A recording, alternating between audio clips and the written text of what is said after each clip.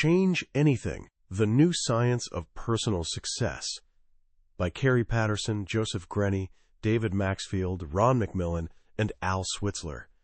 Picture this, a 4-year-old boy named Kyler, sitting alone in a stark room. On the table in front of him sits his nemesis, one perfectly fluffy, impossibly white marshmallow on a plain plate.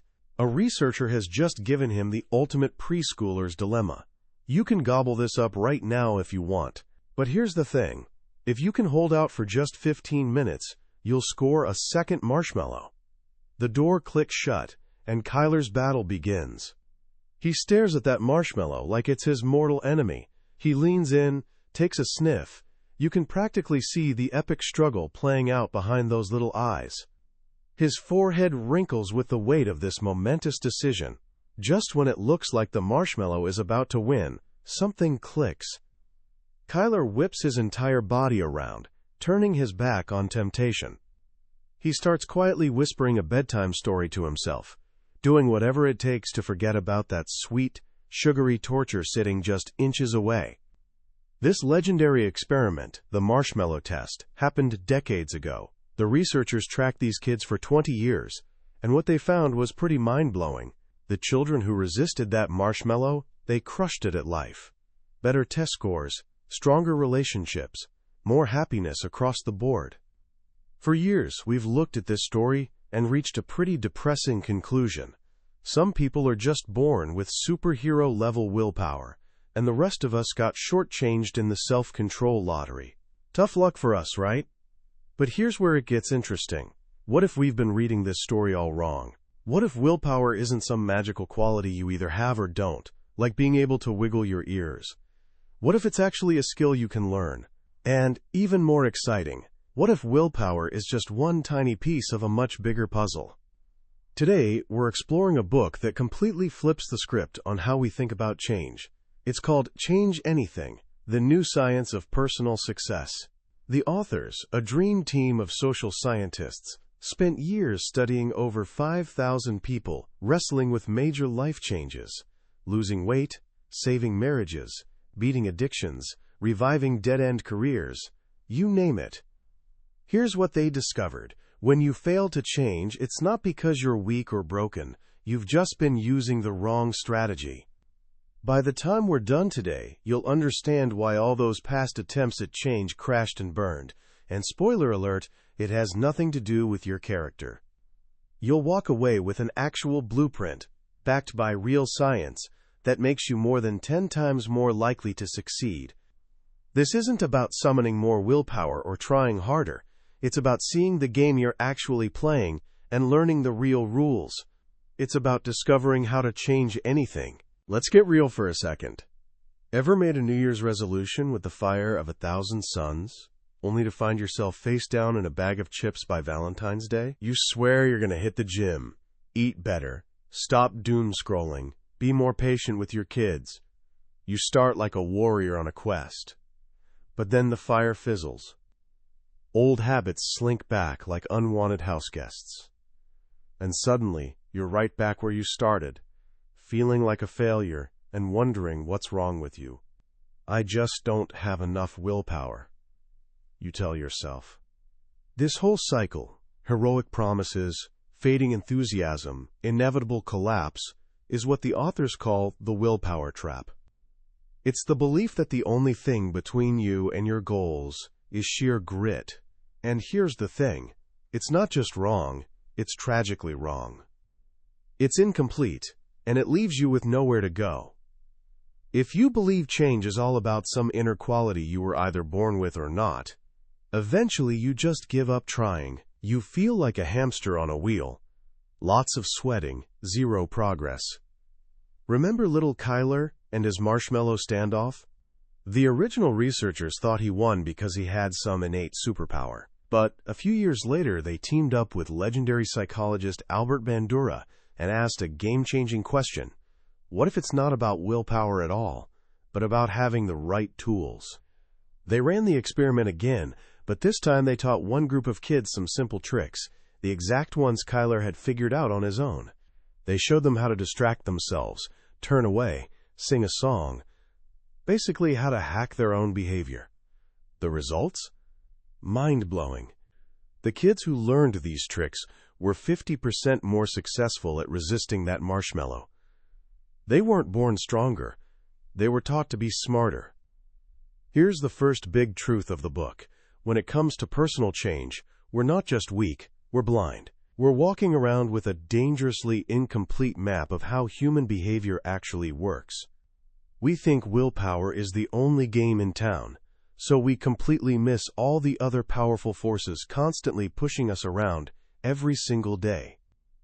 Think about walking into a casino. The entire place is designed with one goal: separate you from your money. The check-in desk is way in the back, forcing you through a maze of slot machines and poker tables. They make you use chips instead of cash, because research shows people spend chips way more freely. The constant symphony of bells and winning sounds makes you think your jackpot is just one more pull away. The music, the lighting, even that weirdly busy carpet, which is actually designed to make you look up at the machines instead of down at the floor. Everything is engineered to control your behavior. You can see these forces at work in a casino, but we're totally blind to them in our own lives. Here's the truth. Your whole world is basically one giant casino, and the game is your habits. Food companies pour billions into creating snacks that are scientifically engineered to be irresistible. Social media apps are designed by PhD-level psychologists to keep you scrolling. Your own home, with a television in every room and a fridge packed with convenient but junky food, is basically set up to make you as lazy as possible. So when you try to change a habit by just toughing it out, you're like one person trying to push a massive truck uphill. That's already brutal. But here's the kicker. What you don't realize is there are 6 other people pushing that truck back down the hill against you. This is why change feels impossible. Our problem isn't just that we're relying on one strategy, willpower. It's that we're also being shoved in the opposite direction by a bunch of forces we can't even see. When it comes to our bad habits, we're not just blind, we're outnumbered. So how do we fight back? How do we get these invisible forces working for us instead of against us? This brings us to the heart of the book, the 6 sources of influence. The authors discovered that every single thing we do is shaped by 6 distinct forces working together. Successful people who actually manage to change, the authors call them changers, don't just rely on willpower. Whether they realize it or not, they've learned to use all 6 of these forces to push themselves toward their goals. To prove this, the researchers at the Change Anything Labs ran a fascinating experiment with a bunch of 5th graders. They gave each kid a 10-minute job where they could earn up to $40 doing simple tasks. Along the way, they'd be tempted to blow their cash at the Change Anything store, a shop stocked with candy and toys at ridiculously jacked up prices. We're talking $8 for a bag of Skittles. Before starting, every single kid had big plans for their $40. They all wanted to save. The first group went in, and the researchers secretly aimed all 6 sources of influence at them to encourage spending. A planted kid would splurge on stuff and say things like, "You should totally get this, it's awesome." They used store credit instead of cash, so spending felt painless and abstract. They even had the kids taste their favorite candy right before hitting the store. The result? The first group left with an average of less than $13. One poor kid blew his entire $40 on cans of silly string and later told his mom, "I'm so stupid. All I have is this dumb silly string." When asked why they spent so much, every kid blamed themselves. "I guess I just really wanted it," one said, falling straight into the willpower trap. Then came the second group. For these kids, the researchers flipped those same 6 forces toward saving. Now the planted kid said, "I'm saving my money for something bigger." They paid in cold, hard cash, so the kids could feel the sting of every purchase. They had them write down their savings goals and track their money. The result? This group walked out averaging $34. Same kids, same room, same overpriced candy.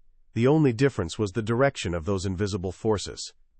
And here's what's really fascinating. Just like the spenders, the savers thought it was all them. They believed they just had more discipline. Both groups were completely blind to what was actually controlling them. Except for one kid. His name was Isaac. Isaac was in the spending group, with all 6 forces pushing him to blow his cash. But he walked out with $30. How? The researchers watched the video footage. When the other kids swarmed the store, Isaac physically moved away. When the planted kid tried to tempt him, he looked the other way. Later, when asked how he did it, he said he kept thinking about the video game he wanted to buy with his $40. He was connecting his choices in the moment to what he really wanted long term. Isaac wasn't stronger than the other kids. He just wasn't blind. He could see what was happening, so as he put it, I had to be careful. The whole science of personal success is about learning to be like Isaac. It's about seeing these 6 sources of influence and deliberately designing them to support your goals. So what are they? The 6 sources break down into 2 dimensions, motivation and ability, and they exist across 3 different levels, personal, social, and structural. Let's break this down. Source 1, personal motivation. This is the one we all know. Willpower, desire, determination. But successful changers don't just try harder. They actively work on their own motivation. They learn to love what they hate. Instead of seeing exercise as torture, they connect it to their deepest values. They're not starving themselves on a diet. They're getting healthy so they can play with their grandkids someday. One powerful tactic is what the authors call visit your default future. If you don't change your spending habits, what does your life look like in 20 years? Don't just think about it abstractly. Make it real. Talk to someone living that future. Make it vivid and visceral. The pain of that future can become rocket fuel in the present. You need to tell yourself the whole story, not just the convenient parts you like. Source 2, personal ability. This is about skills. If change feels too hard, it's often not because you lack will, but because you lack skill. You're trying to do something you literally don't know how to do. Take Patricia, a woman from the book whose marriage was circling the drain. She was a fast-talking, high-energy nurse, and her husband Jonathan was slow and methodical. In arguments, she'd run verbal circles around him, leaving him in frustrated silence, which only made her angrier. Her goal was to be a better listener, but just trying harder to be patient didn't cut it. She had to actually learn the skill of listening. She and Jonathan used something called deliberate practice. She practiced at work first, breaking down listening into tiny pieces, like taking a full breath before responding, and getting immediate feedback. She learned that she had to do what she couldn't yet do. This is also where we learn the will skill, the skill of willpower itself. Remember Kyler? He used distraction. Willpower isn't just gritting your teeth and suffering. It's the skill of redirecting your attention. Source 3, social motivation. This is about the people around you. Are they cheering you on or sabotaging you? The book makes a brilliant distinction between 2 types of people, friends and accomplices. Friends help you succeed. Accomplices, even with the best intentions, encourage your bad habits. That coworker who says, "Oh, come on, one donut won't kill you," that's an accomplice. The authors found that bad habits are almost always a social disease. Their research showed that simply changing a few accomplices into friends makes you 2/3 more likely to succeed. This doesn't mean you need to ghost all your old buddies. It means you need to have what they call a transformation conversation. Sit them down, tell them what you're trying to achieve, and ask for their help. Say something like, "It would mean the world to me if you helped me stick to my goals instead of tempting me." You'll be amazed how many people are eager to become your biggest cheerleaders. Source 4, social ability. This is about getting concrete help from others. It's one thing for friends to cheer you on, it's another for them to actually help you. A friend who not only encourages you to hit the gym, but also shows you how to use the equipment? That's social ability. A coach is the ultimate form of this. Michael V, a man in the book who beat decades of alcoholism, couldn't have done it without his AA sponsor and group. They didn't just motivate him. They gave him information, support, and practical help when he was at his lowest. Changing deeply entrenched habits almost always requires coaching and support from others. Source 5. Structural motivation. This is about the things that motivate you, rewards and punishments. Our world is already set up with a twisted economy that rewards bad habits. Credit cards give you points for spending more. Fast food joints give you a free sandwich after you buy 10. You need to flip this script, what the authors call invert the economy. You can literally bribe yourself to change, but the key is rewarding small wins. Don't wait until you've lost 50 pounds to celebrate. Reward the action, not the result. Reward yourself for simply showing up at the gym 3 times this week. The rewards don't have to be huge. A new book, an hour to yourself, whatever matters to you. The book also introduces a powerful concept from behavioral economics: loss aversion. We're way more motivated to avoid losing something than to gain something of equal value. One changer who struggled with exercise made a bet with a friend. For every week he missed his goal, he had to send $10 to a political party he despised. That got him moving. Putting a little skin in the game can work wonders. Source 6. Structural ability. This is about changing your physical environment to make good habits easier and bad habits harder. This is maybe the most underrated, yet most powerful, source of influence. We are profoundly controlled by our surroundings. If you want to eat healthier, don't just rely on willpower to avoid those cookies in your pantry. Get the cookies out of the house. That's called building a fence. Another tactic is managing distance. Keep good things close and bad things far away. Move that dusty exercise bike from the basement into your living room in front of the TV. Make healthy snacks visible and convenient, and hide the junk food. Also, change your cues. Your environment is packed with triggers for your bad habits. That chair you always smoke in. The route home that takes you past your favorite bar. Change the cues. Put a photo of your kids where the ashtray used to be. Take a different route home. And finally, engage your autopilot. Make good choices the default. Set up an automatic transfer to your savings account the day you get paid. Buy smaller plates. Research shows people eat 92% of whatever's on their plate, regardless of size. And today's dinner plates are the size of our grandparents' serving platters. When you control your space, you enlist your environment as a tireless, round-the-clock ally in your change effort. Now you might be thinking, this is a lot. Where do I even start? This brings us to the final crucial idea from the book. You don't have to nail it perfectly on day one. In fact, you won't. The most successful changers aren't the ones who create a flawless plan. They're the ones who treat their change effort like a science experiment. You need to be both the scientist and the subject. Your job is to become the world's leading expert on one very specific subject, you. Your journey starts with identifying your crucial moments. These are the specific times, places, or circumstances when you're most at risk of failing. It's not about being on high alert 24/7. It's about being prepared for those few high-stakes moments. For AJ, a smoker in the book, her crucial moments were when she was on the phone or driving to work.